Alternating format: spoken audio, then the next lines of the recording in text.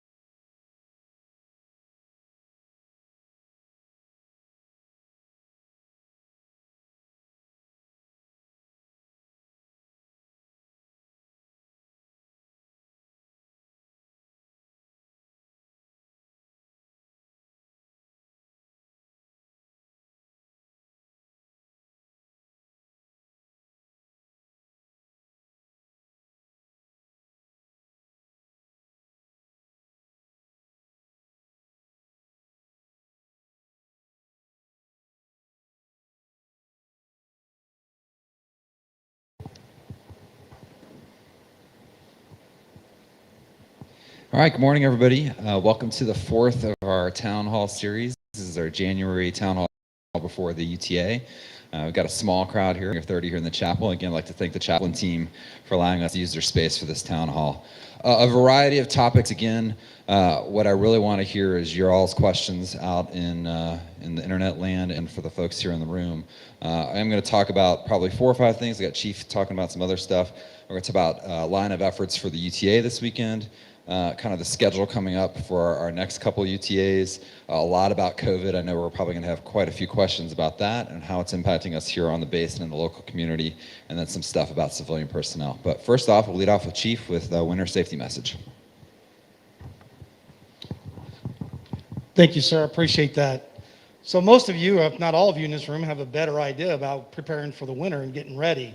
But if you've been watching the news lately, I would thought that some other people were. And what's happened on the interstates, these winter storms are coming in and they're blasting us, and people are stuck. They have no water, they have no food, they've not prepared their vehicles for proper kits. We got the UTA this weekend, you're traveling in. Between us and here and to the south and to the east of us is going to be a lot of snow. I want you to be prepared, be resilient, prepare that kit in your vehicle. In the event a crash or something happens on the highway and you're stuck out there for 8 hours, you have water, you have blankets, you have clothing, you have those proper things for your vehicle and marking that. You have a charger available for your phone. Just all those typical things. You can go out there online and get a good Google search or any type of internet search and find the stuff that you should have in your car to the shovel. So I ask you, just remember that. Be prepared for that, because we do have some winter stuff coming in this weekend, and we want to make sure you, the airmen, are safe, and everybody actually that's paying attention to us, get your vehicles ready so you don't have to see those nightmares on TV where people are just stranded, run out of gas in their vehicles, or their tires are deflated. So check all that stuff, be mindful of that, and be ready for the winter storms as they come your way. Thank you. All right, thanks, Chief. We appreciate that. All right, first, Luke, I'm going to ask any questions coming off of the internet. Any questions in the room before I get started with stuff? Not yet, okay. All right, first topic will be UTA line of efforts. So this is something that we've worked quite a bit on over the last 3 or 4 months, is making sure we're all on the same page for what we're doing this UTA. This UTA, the primary focus is making sure that your squadron, your unit, your group, the wing as a whole is ready for the March exercise, okay? We learned a lot of great lessons from our exercise in November. The AMC IG team came out and said, hey, we're on track for our NORI in November of 2023. But there's some uniqueness with this weekend in particular that we really want to focus down at the individual, the flight, the squadron, the group, and the wing level to get ready for March, because February is going to be very, very busy. So we want to take those lessons learned from our November exercise and go, what can I do better to make sure that we're better prepared for March? Because March's exercise is going to be more difficult. We're going to have more injects into it. We're going to get closer to what it's going to look like in our INORI period here in about 22 months from now. And that's going to differ quite a bit by unit or squadron or group. So ops and maintenance are going to do part task trainers. Mission support group is going to be doing some stuff. ASTS is going to be doing different stuff. Us at the wing staff are going to be doing different things. And I don't know exactly what those things are for your organization, but that's got to be the primary focus for this weekend, is getting ready for March. So when you show up here Friday night, Saturday morning, you show up to your unit, that should be your first question is, hey, what can I do to make it better for our March exercise as we get ready? Because March, that will be the entire focus for that March UTA is exercise stuff. Having said that, some of the things are kind of what I would classify as normal UTA stuff, all right? We're doing a very, very good job with our IMR and our PMR stats compared to the rest of 4th Air Force, and particularly for the rest of Africa. And that's a testament to our great work with our ASTS squadron as well, and everybody here in this wing. However, there's some stuff that's also starting to slide a little bit. So if you need to go over to ASTS, that's a high priority this weekend, okay? Is get that stuff taken care of, whether it's a flu vaccine, whether it's just your regular immunizations. We also have COVID booster shots available. I would highly encourage everybody, if it's been greater than 6 months since your Pfizer or Moderna vaccine, or greater than 2 months since your last J&J vaccine, to go ahead and take this time and get that booster. What we're finding out, and we'll talk more about this here in a second, is that those of us that are vaccinated and boosted have a much better chance of success against the latest variant of COVID-19, the Omicron variant, particularly with severe illness and hospitalization. So those are the things as an individual that we really want to focus on for this weekend as we look for success in our exercise in March. Luke or anybody in the room, any questions about this weekend's UTA? No, sir, I don't see any questions yet. Okay.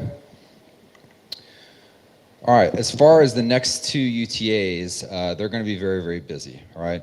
I spent about 90 minutes on the phone last night with our inbound wing commander, Colonel Laura Morrison, who's coming in from March Air Reserve Base. She's the current ops group commander there. The assumption of command will be Saturday, February 12th. I don't have the time for that yet. Major General Pennington will come out probably Friday night. Again, don't have the specifics on that, but Saturday will be very much geared up for that event, the assumption of command. We're in the midst of pursuing a waiver for the greater than 50 people for the assumption of command.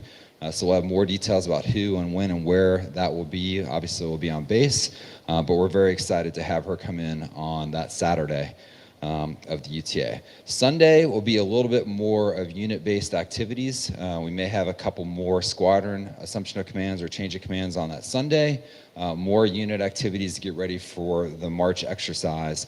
But then that big event that we've got immediately after the February UTA that I'm very excited about is the squadron leadership course. So we have a lot of leaders in the squadron that haven't had necessarily as robust a training that I would like to see. So we're spending a good 2 days on that Monday and Tuesday with about 50 of our senior leaders on the base getting together and talking about a whole variety of events on the Monday the 14th and Tuesday the 15th. Just prior to that will be Rain Cross. Several of us will be going out to March Air Reserve Base to attend that just prior to that week. So that whole week is going to be very, very busy leading up to the February UTA with Colonel Morrison getting her immersion immediately after that. So everything February UTA is kind of pointed towards that. And then again, we'll have a quick turnaround to the March UTA. It's that first weekend of March. That will be a 4-day exercise event starting on Thursday of that week. We'll be doing 24-hour operations starting on Friday of that week, and that'll be our primary, if not sole focus for the March UTA will be exercise on Friday, Saturday, and Sunday of that weekend. So that's kind of our schedule coming up. That'll get us to the spring. Then immediately after that, we'll have our unit effectiveness inspection, our UEI, late in April. So we'll continue to start getting ready for that, but most of the hard work has already been done for that going forward. Any questions on the schedule going forward? And Luke is shaking his head, so no. You guys are taking it easy on me on this one. I appreciate it. All right, COVID. I took an Ask Bison One question on Monday, so I know it's on a lot of people's mind about what's going on with COVID here in the wing. And the question was, are we going to do a virtual UTA this weekend? And the answer is no. Okay, we are absolutely not going to do a virtual UTA this weekend. I am in constant conversation with Major Bubar and the team from ASTS about the COVID situation, not only here in the local community, but also on base. What I will tell you is our ASTS squadron leadership and everybody over there did a fantastic job of saying this was what was going to happen. If you attended the Cubs before the holiday, we said there was going to be a surge as a result of people going home for Christmas and going home for New Year's, and that's exactly where we're at. Currently, right now, we have approximately 40 cases or so on base. Okay, that's a fairly high number for here at Niagara. That can be alarming and scary to people, and I understand that. Here's the good news, is our vaccination rate on base is over 95%. For the people that come to work almost every single day, it's almost 99%. So of all the cases, and I get briefed on them every single day, we have not had a single severe illness or a single hospitalization because of our vaccination rate on base. And that's exactly why we did what we did in August and September and October and November, is to get us to this point, which is much different than we were 12 months ago. If our vaccination rate was low, let's say 10, 20%, or even what it is comparable in the community, that 50 or 60%, I might have a different response to that very question. But because we're vaccinated, and a lot of us are boosted and encouraging everybody to get boosted, I'm much more comfortable going with business as close to normal as possible. It's certainly not normal. It's not like what it was in January of 2020 with us. Now, vaccinations and boosters are just one piece of this puzzle, right? Major Bubar and I are in discussions about maybe going to Bravo Plus. Why? I want to double down on all of the other mitigation tools that we have, okay? One is mask wear. I don't like the masks either, okay? I would prefer that we don't wear them. I'm up here with social distancing so that you can actually see what I'm saying with stuff, okay?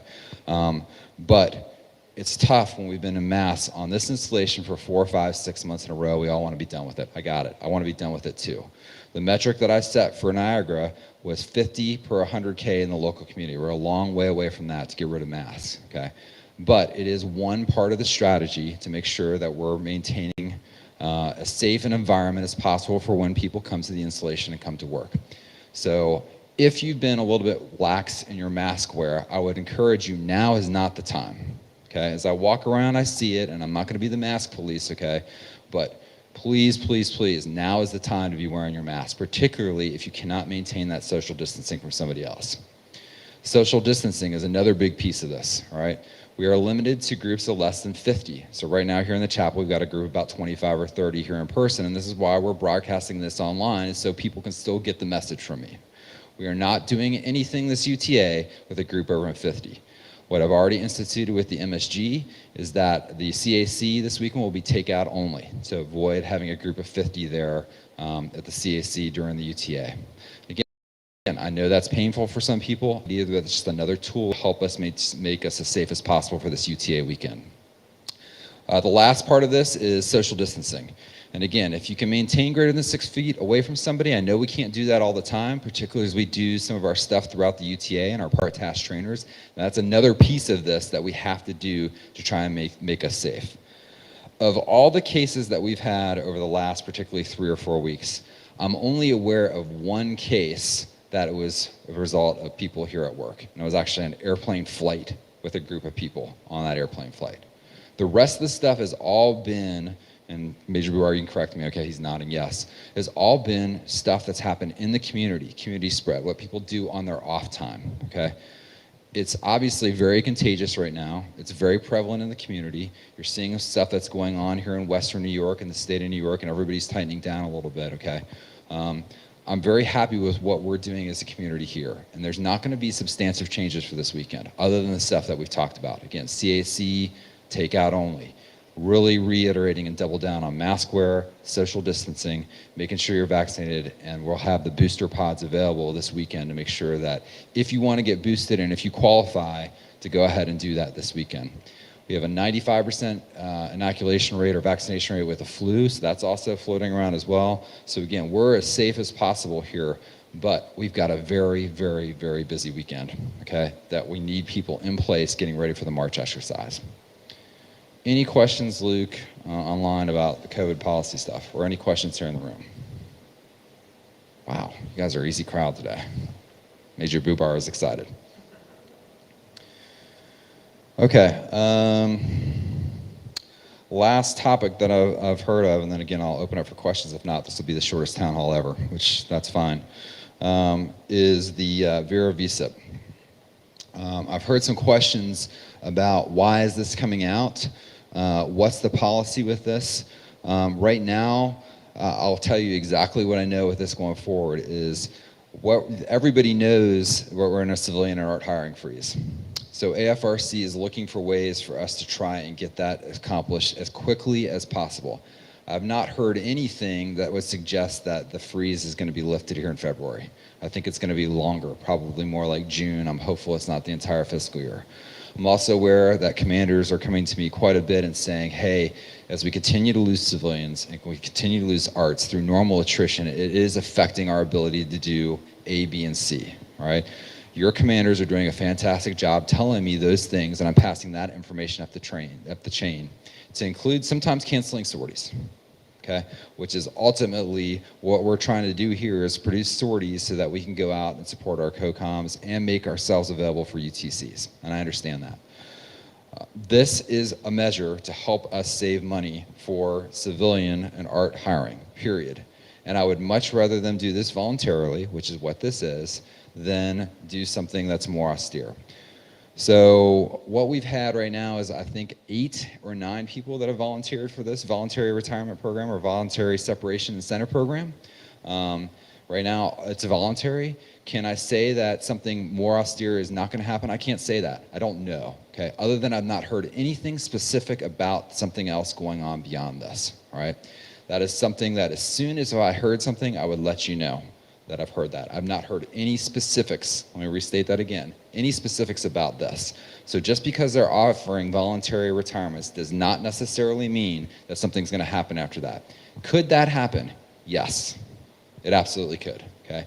But I have not heard anything specific. Is there something coming down the chain in February or March or April or May? I've not heard any specifics about that. I've heard a lot of rumors from people asking me questions about this. There has been absolutely positively no guidance from above me on that front. Any questions from people on that? Chief, I knew. I just had to set you up. Good morning, sir. Morning. A little bit more of a request than a question. Yes. Supervisors were blindsided when the Vera VSIP went out. Okay. And whoever those 8 were that volunteered are likely going to add to the existing vacancies that we already can't fill. So a little bit more transparency maybe on the front end would be really good for the units in managing the next year or 2. Okay.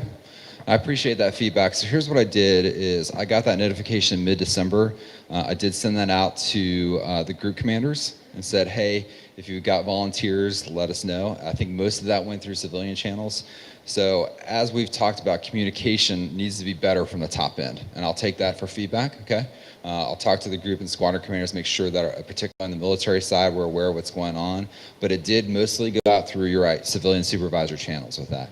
Now, when I got to see every single application, all 8, okay? I was happy it wasn't 80, okay? I like the number 8. But every single person that's in that program is going to be irreplaceable in the weeks and months coming up, and I completely understand that. So for every single one of those applications, I reviewed it with the group commander. We talked about it and said, is this something that we can handle?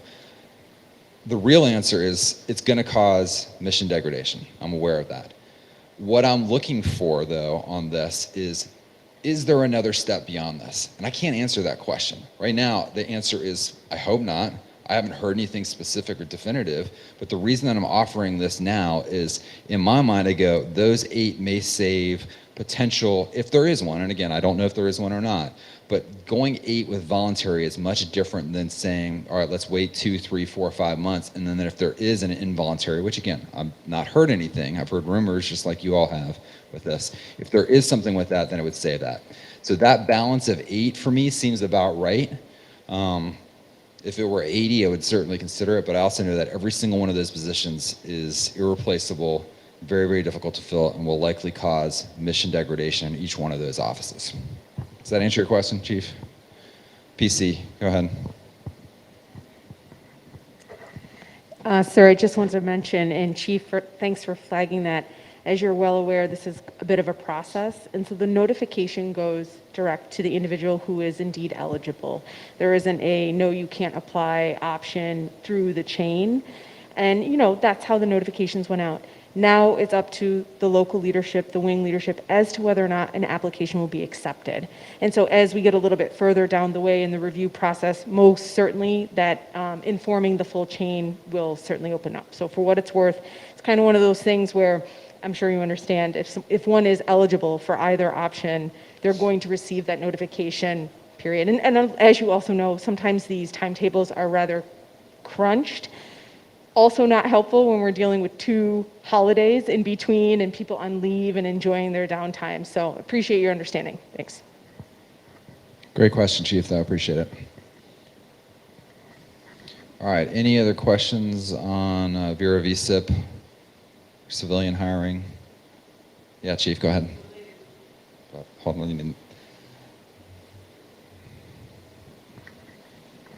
Any updates, sir, to the hiring ETP that was submitted? No, I have not heard anything back. I should hear something shortly. And again, obviously, maintenance was our number one. We had, I think, three positions that we submitted up for the exception to policy for the civilian art hiring freeze. So I think we have a good chance to at least get one. But no, I've not heard anything, but I will check on that for you. Good question. All right, Luke, go ahead. Yes, sir. We have a question online. According to Polling Car's Twitter, we have 1,504 per 100,000 as of the 2nd of January. This is for Erie County, which many of us are from.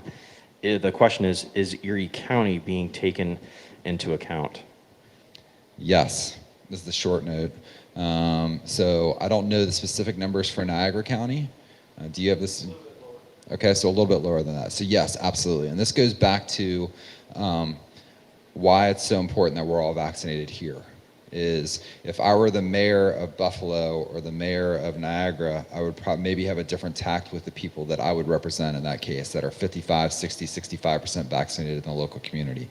Because we are 95+% vaccinated, I'm much more comfortable going to, again, not business as normal, but continuing to bring everybody in physically with the risk mitigation strategies that we've been doing over the past 3, 4, or 5 months with a little bit more risk mitigation strategies for the UTA. Is there anything else you want to comment on that with Mike? We'll get you the microphone here. Thanks. I know that's a big concern for everybody when they look at the CDC, they look at local county, Niagara County, Erie County, they look at the numbers, and that can absolutely alarm people, as you mentioned earlier, sir. The case, obviously, we are seeing a surge in positivity, case positivity, and that's where those numbers come from. The important thing, as Colonel McElhinney mentioned earlier, is that the case positivity rate, yes, it's going up, but the severe illness, the hospitalization rate, the death rate, and this is what we're seeing with the Omicron variant, is that yes, it's contagious, and yes, we're getting more case positivity, which drives that number that was mentioned in the question.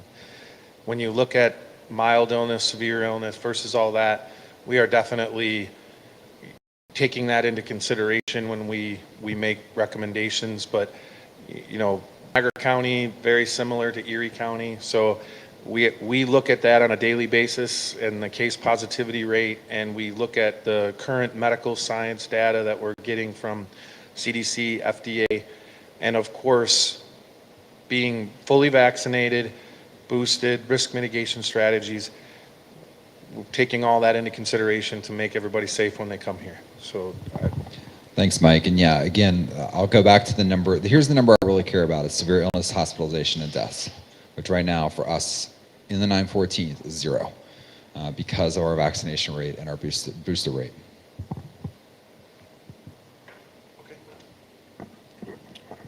It's another question from Twitter. yeah, sir, there was a question. Can Major Bubar cover when we should be staying home when we or family members are positive? Yeah, that's a great question. Yeah, good question. I know that, again, there's a lot of new guidance coming out from the CDC, the FDA, DOD regarding quarantine and isolation procedures with COVID positivity or close contacts. I'm Colonel McElhinney, we're reviewing that policy and hopefully good communication. We're going to get out to all the commanders and all the leadership about the current guidance. If you look at the current guidance, the CDC did drop their quarantine period or recommendations, let's say, from the mandatory 10-day quarantine to 5-day quarantine for COVID positive cases. Now, this is very dependent, let's say, because as military members, we are identified as mission essential workers that can present to work if needed.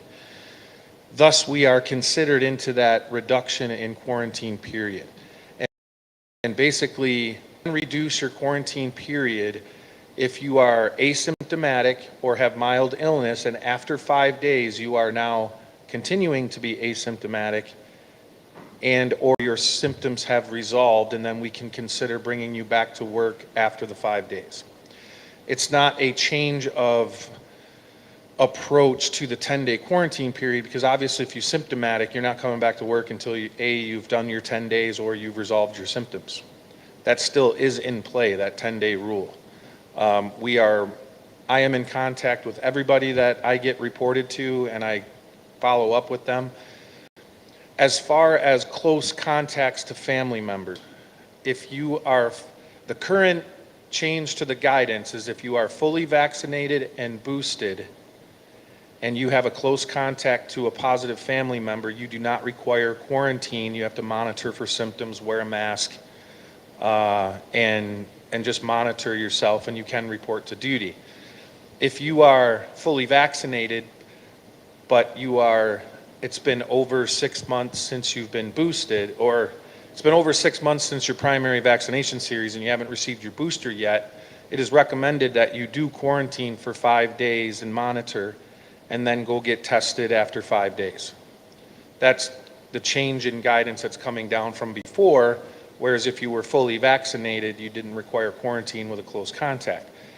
I can honestly tell everybody that with close contacts and with our precautious nature towards the approach of close contacts, we err on the side of caution, and if you have a household family member that is positive, we monitor for symptoms, and if there's a mission essential need that you need to come into base, then we would evaluate that and with the supervisor and the commander and say, okay, but on the other hand, if there's not an essential need and you have a positive household family member, how about we just let you stay home and monitor for symptoms and maybe telework, or there's options that are out there.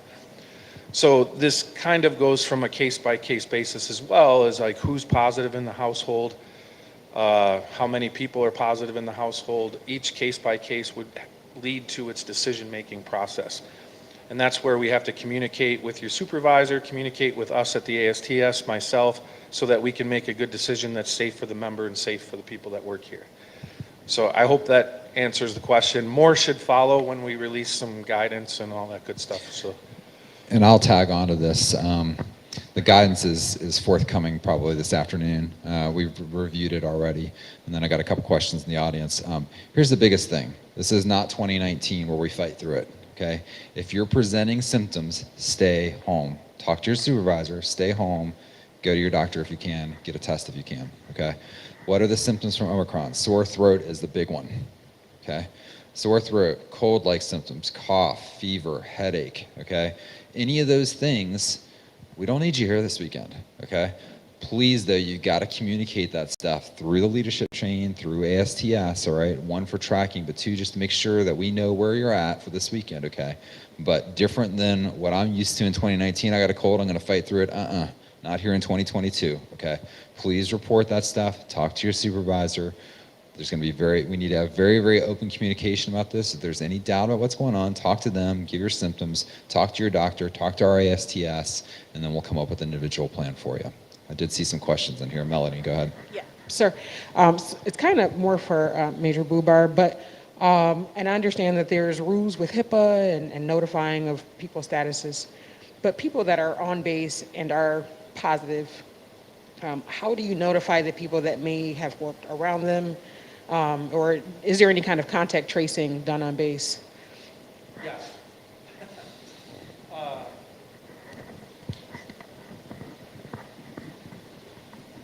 Thanks.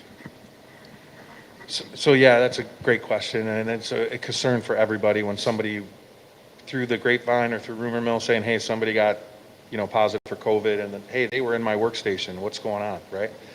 So in accordance with our current public health measures and our process that we have in place since the beginning of COVID, if a member is positive for COVID, we between the supervisor and us, we do close contact tracing where we ask questions. Okay, well, where has that member been over the past 24 to 48 hours? Who they've been in contact with? We need to identify these members to the best of our ability through the recollection of the member who's positive and the supervisor and the workday and all that good stuff and the factors that come into play. If it's determined that there's been a close contact, that member will be notified, and we, under PII more than HIPAA, we do not release the name of the positive person, but we have to basically give you that information to say, hey, you've been identified as a close contact, here's what you do. And we go through that process per every positive notification that we get. We rely heavily on the member, and we rely heavily on the workplace supervisor that knows where they were and when they were and what they were doing, so that we can build that data to make sure we have accurate accountability. So there's been kind of, what's the definition of close contact, right? And because we have the guidance and everybody is either vaccinated fully or boosted, or we have the mask policy that's on base, I mean, that takes all into account about your risk of exposure or possible infection with COVID-19 from a close contact. Fully vaccinated, even boosted, and if you're doing your risk mitigation strategies, the risk is very low for transmission. But we want to identify these people just that you can be identified to monitor for symptoms so that we can track this, which that process has not changed since the beginning. But yes, there is a process in place. Does that answer your question? Okay, good. Go Colonel Catino in the back. Question for medical. Being in close contact, could you explain the difference between the good of that and the bad of that? Because there's a good part of that too, is there not? Meaning, like those of us that have been vaccinated, doesn't that exercise any sort of the response as well, just like a booster would? Or is that wrong? I was asked that question in my group and I don't have an answer for it.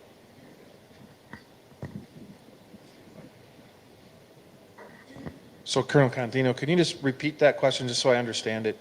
So, for instance, let's say someone's family member, you're vaccinated, that both vaccinated, and then you're close to someone that's out. Does that reinvigorate your natural immunity or not? So you're fully vaccinated, you're the member, and you're a close contact to a confirmed positive? Yes. And then does that reinvigorate your immunity? Yes. Okay. So, immunity 101, as we would say, once you are either infected with the COVID-19 virus, you will develop your protection response through natural immunity through antibodies. We can track that antibodies and the level of your antibodies through blood titers, right?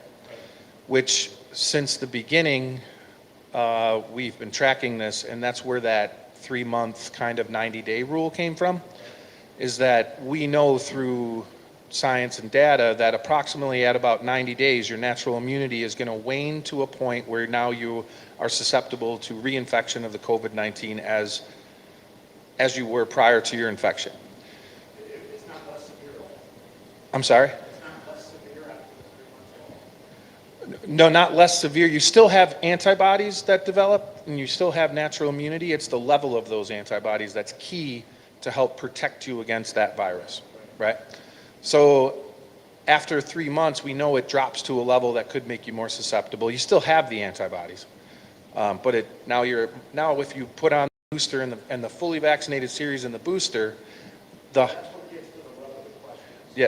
After that 3 months, if you're exposed to somebody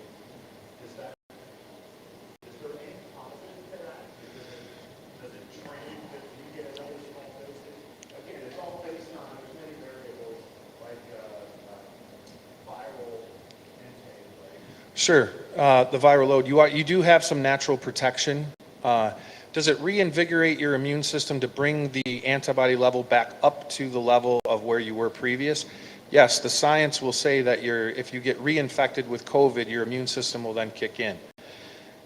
It does not, natural immunity, we know for a fact, does not bring yourself up to a level of sustainment of that high level of antibodies to protect you for a significant length of time. If you get fully vaccinated, and especially when you get the booster dose to help bring yourself back up, your level of immunity is high enough to protect you for a longer period of time. Because the question specifically was, why do I have to get the booster? My wife just had it. And I've been around it for Yeah. yes.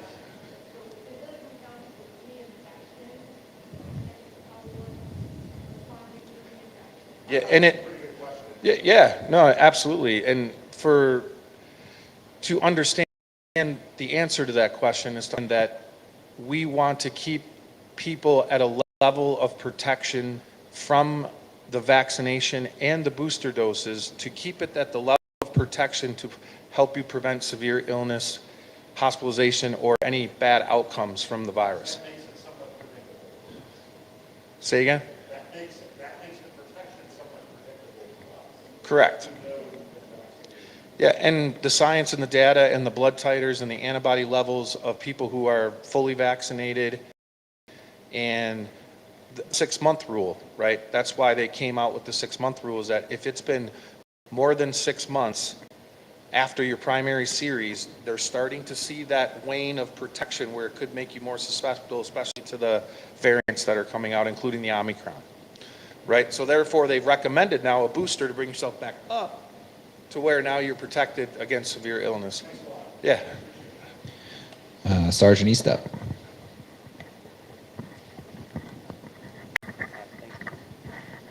Hi, sir. Hey. So with the UTA coming up, and if someone has someone, or they call in and they say, hey, I have someone who is COVID positive in my house, or they say, hey, I'm feeling sick, is the wing requiring any type of like verification from the member saying, whether it be a positive test, ASTS, or the member themselves, hey, I'm going to go get a test today, and I'll have the results sent over to you all as well. Are we requiring that, or are we just like, oh yeah, stay home? I just didn't know. Right now, the answer is no. But again, every individual case is different on this, okay? So if people are feeling symptoms right now, I want them to talk to their supervisor and go, hey, this is what's going on. What's going on in the local community too is tests are scarce, okay? I know, for example, I tried to get self-tests before Christmas, couldn't find them, went to like 6 or 7 different pharmacies, okay? Rapid tests are scarce, PCR tests, the wait times are going way, way up. So what's likely gonna happen now here on a Wednesday and a Thursday is we're gonna have I'm hopeful, a lot of conversations between members and supervisors about their individual cases that are going on, okay? Do I want them, if they have symptoms, to go see a pharmacy, a doctor, or ASTS, given the guidance from their either ASTS or the individual medical community? Absolutely. However, I also realize that getting in to see your doctor sometimes takes 72 hours or maybe a week. Do I want those people feeling like they have to come in or present something immediately? No. Do I want them to present something eventually? Yes. So we're getting close to Saturday and Sunday. People are going to start getting symptoms today. We've got people that work for me that had symptoms today, yesterday, Monday, that are at home right now, waiting on results of tests, waiting on results from what their doctor says. So that is certainly a change in policy from 2 to 3 years ago, which is, hey, I need a piece of paperwork right now before you don't show up to work. For now, to help with the risk mitigation strategy, I'm absolutely saying that's a conversation between members and supervisors about what's going on. Try to get into your medical provider as soon as possible to get that documentation, but that may not happen before Saturday and Sunday. If that means they're not going to show up to this UTA, I'm comfortable with that. Mrs. Smith. Hi. So I'm not the only one with small children who can't be vaccinated yet. Right. And Monday through Friday, I'm pretty comfortable with the people who I'm around, and they're taking the same mitigation risks when they're out in the community as I am. But on the UTA, I may not be as comfortable with that because these are not people I deal with every day. I don't know what they're doing when they're not here. for someone who has concerns about being exposed, because as we all know, you can still catch it, boasted, and all that stuff. They're saying now, I'm hearing that the mitigation risks can still not be effective against this new variant that's that contagious. For those of us who are concerned about that, what should we do? That's a great question. I don't have a good answer to that one. All I can say, and Mike, I'll let you weigh in on this too, is there increased risk with bringing people in? I think the answer is yes, clearly, okay? However, as a commander, I have to balance the risk with mission needs. And this UTA is very, very important to us. So all I can say to you or other individuals that feel concerned about this is you're vaccinated. Hopefully you're boosted. If not, I would encourage you to get boosted. Do as many of the risk mitigation strategies as you can, okay? And if you feel uncomfortable about an individual circumstance for something with this UTA, perhaps it's a group setting. Perhaps it's being close to people. Perhaps it's people that are not wearing masks the way that you would prefer them to. Then I think those are individual conversations for individual circumstances where you would go, all right, hey, this one event where maybe we have 45 people in a room close together, I don't feel comfortable about this, can we do something else? That, absolutely. But that's kind of measuring with a scalpel versus measuring with a sledgehammer. A sledgehammer of me going, hey, no UTA. I can't do that, all right? What I'm hearing with the statistics, not only here in the 914th, but the 107th, is that about a very low percentage of our folks are across the board sick, okay? It's less than 5%, greater than 1. But there's not an individual outbreak in the wing staff or ASTS or AES. If that happens between now and Saturday, then I would absolutely go, okay, that organization needs to do something different. Whether that's an individual, a group, a flight, a squadron, probably not at the wing level though, okay? That's the tact I'd like to take, is what's that individual circumstance that's making you or any other individual uncomfortable? And we go, okay, why is it making you uncomfortable? How do we make it so that you're comfortable? And if we can, then we don't do that activity. Or if it's something in an individual squadron that's making a group of people uncomfortable, particularly with the part trainers or stuff that we're doing in this UTA, then we go, okay, let's not do that individual activity. I think that's probably the best way that I can mitigate the risk to people that feel uncomfortable coming into this UTA while still as a wing moving forward for the stuff that we've got to do in the next 22 months. Chief Hilton. Just a quick follow-up to that, sir. Yep. Given the risk-based decisions going into this UTA, is there any chance we can get relief to the current policy about not being able to move UTAs out of the month they're scheduled in? No.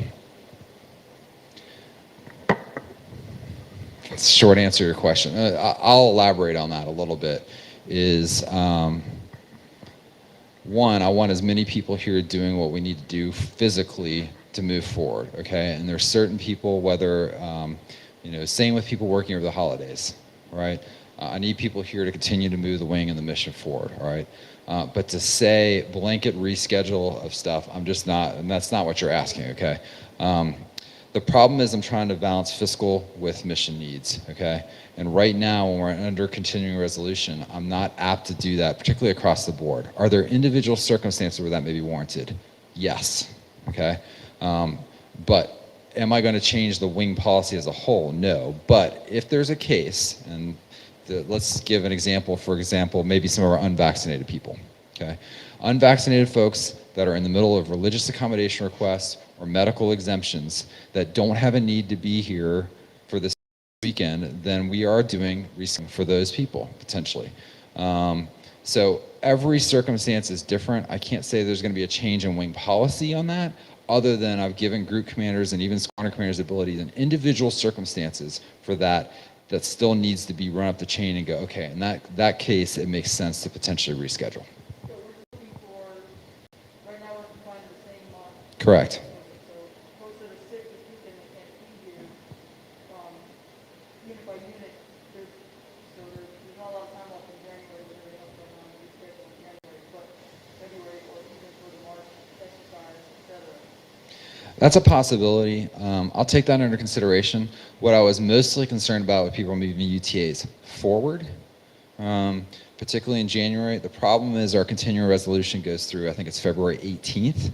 So there may be a circumstance where we go from January to February, particularly now we don't have an exercise, and I probably can't push it past the continuing resolution of February 18th because I just don't know what's going to happen past that.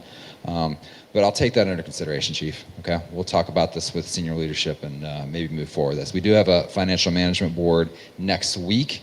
I'll get a much clearer picture of where our finances are going into the continuing resolution after that. Depending on how we've done from December 3rd to now, particularly if there's a little bit of excess in budget, then I may go ahead and release some of those restrictions. Thank you. Hi, sir. Hey, Colonel Dean. So this piggybacks a little bit on the previous, for people maybe that aren't comfortable, maybe a little more applicable for the Monday through Friday population. But as far as if we were to go to HPCon Bravo Plus or anything higher, would the wing look at going back to temporary max telework, or is that just still going to stay incumbent upon each organization? I think I'm more apt to do it on each organization than make a wing policy on that. And again, that's based on our vaccination rates. And what I'm being advised, as kind of what Major Bubar said, is the real risk to our force. And look, I understand there's a lot of fear, and that's part of the reason why we're doing this today, is to try and give the data that I'm getting and get the expert up here to try and eliminate some of the fear. My understanding of fear is people go, I don't know, or it's different than what I've been doing. And particularly for our TRs, and I'm obviously one of them, that haven't been here and see what's going on, and they haven't been here in 4 or 5 weeks to go, wow, I live in Ohio, and Ohio's not bad, and Western New York is really bad right now. I don't want to subject myself or come here and bring that stuff back to my family. The difference now than 12 months ago or 18 months ago or 24 months ago is we're all vaccinated and boosted, and that does make a difference. It just does. For those of us on the base. Now, I understand we have folks with young children that aren't, that can't right now. So I do think it's probable we go to Bravo Plus, which is again saying, hey, things are different here. It's much more severe than it was 3 or 4 or 5 weeks ago. There's certainly a little bit of additional risk with bringing people in, and I'm assuming that risk. I understand that. But I do think it's different for FSS versus maintenance. It's different for the wing staff and AES. So each unit, for me to go blanket policy max telework for people, I think is using a sledgehammer instead of a scalpel and I don't want to take that away from units. I'd much rather units go, whether that's FSS, and say, okay, in this circumstance, telework makes a lot more sense. You know, an executive officer, that makes a lot more sense maybe to telework right now, versus a maintainer or a pilot, teleworking doesn't make any sense. So I'm going to probably default to where we're currently at, which is giving unit commanders the maximum amount of flexibility, and then group commanders and unit commanders and I will continue the conversation throughout the rest of the week and go, all right, what makes the most sense for this weekend given the risk in my squadron, with what's going on with my COVID cases and my individual unit. And if you say for FSS, for example, hey, there's a lot of stuff going on, this is the stuff we wanted to do, but wow, I've got 10 people sick in FSS, maybe we shouldn't do this. I'm going to default to unit commander's judgment on that, probably quite a bit, okay? But it's got to be data-driven and based in advice from ASTS. And again, Major Buar is tired of talking to me, probably. I talk to him, if not every single day, pretty close. And that's what I rely on, is I get the advantage of having an expert that I get to talk to every single day about this stuff, where I know a lot of the folks in the community don't get that. You hear what you hear from social media, you hear what you hear from your friends, from your parents, from your siblings, from the local news, from the media, and some of that is truthful, and some of it, frankly, isn't. Okay, but I know I get the facts from Major Bubar, and that's exactly why we're doing what we're doing today, is to try and knock down that fear level a little bit. I understand there's a little bit more risk, but still the risk level is low. People are not getting COVID at work. They're getting COVID from community spread. Great question. Thanks, Mary. Nothing new online, sir. All right, last chance. Any other questions? All right, I want to thank everybody for your participation today. Thank you for the great questions. We'll probably, with me, do one more of these probably before the February town hall. I'm going to encourage Colonel Morrison, if you're watching right now, that we continue to do these just because we've got great positive feedback. And as always, if you've got individual questions, please talk to your supervisor. Use Ask Bison 1. You can save them up like Chief Hilton does for these town halls. I love that. but we're trying to be as transparent about stuff as possible, all right? As soon as new information comes out, I'm generally trying to pass that through the group commanders, through the command chief, down through our chain of command channels. But if you see us walking around this weekend, which Chief and I plan on doing quite a bit, and you've got an individual question about a circumstance that you're just not getting the answer to, as always, bring me aside, bring Chief aside, ask us the question, and if we don't know the answer, we're gonna get it to you as soon as possible. Just want to conclude by thanking everybody for what they do, and we'll see you this UTA.